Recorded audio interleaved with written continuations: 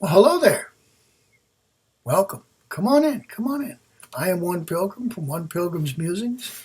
We are once again musing through the Psalms.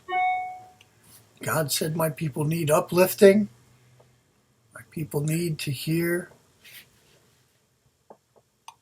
how through the years I have always been there for them so that they can know that they can trust me to be here for them now.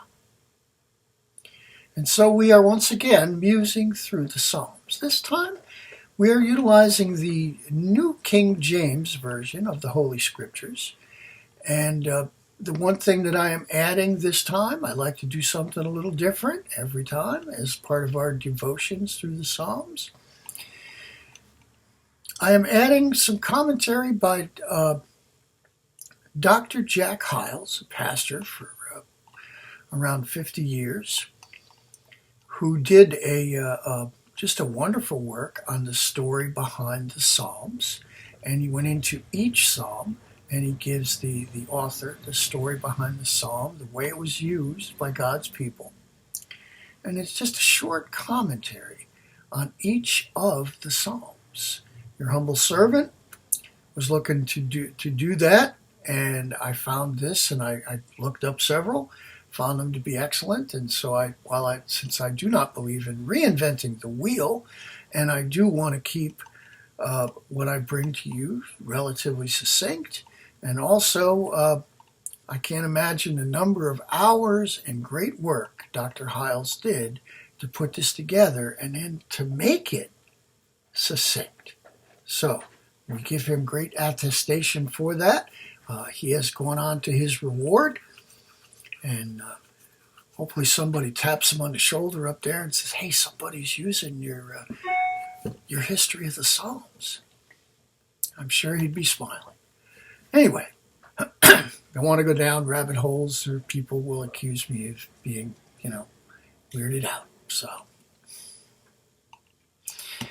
occasionally heaven does pay attention to what's going on down here, not just God.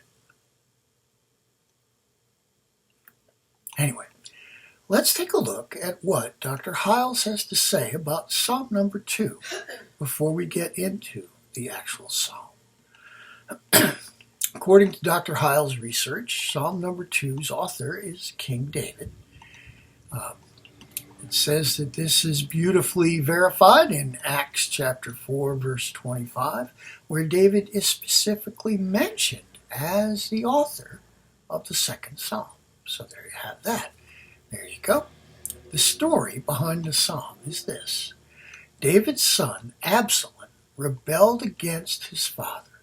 He gathered an army and a following, and he led in an attempt to overthrow David and to make himself the king.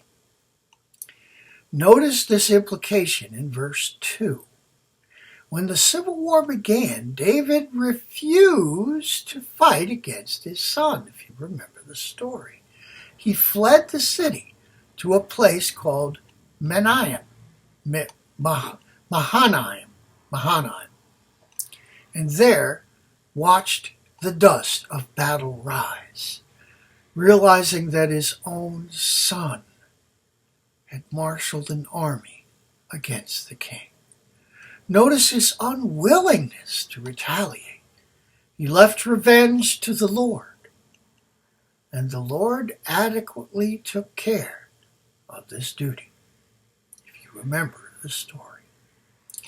Victory did come to David, but it was accompanied by great tragedy, for his son was killed in the battle. You will find the victory mentioned in verses 6, 8, and 9. And this is the way that this psalm was used by God's people, according to Dr. Hyles. This psalm was used by the Jewish people when seeing the wicked prosper. They turned to it when good seemed to turn out bad. Well, we see that today, huh? And bad seemed to turn out good. Perhaps a bit of a prophetic psalm. Every Christian has faced such times, and certainly we face them today. There are occasions when it seems that no matter how sincere one is or how hard he works for God, those who live unrighteous lives seem to be on the mountaintop while we are in the valley. When such feelings arise, what a comfort it is to have the second psalm to which to flee. Amen. When you are living righteously in poverty, want, illness, etc., and your neighbor is living a sinful life amidst plenty, pleasure, and fortune,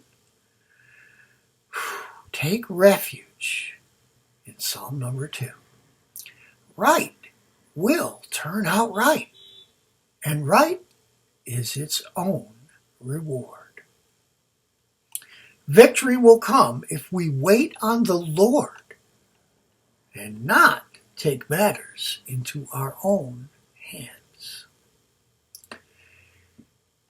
Once an unsaved farmer came to the preacher and said, "Reverend, this year I plowed my field on Sunday, I planted seed on Sunday, I chopped weeds on Sunday, and I harvested my crop on Sunday. And this October, I had the best crop I have ever had. What do you say to that, Reverend?" The preacher quietly, confidently replied, "God does not always pay off in October."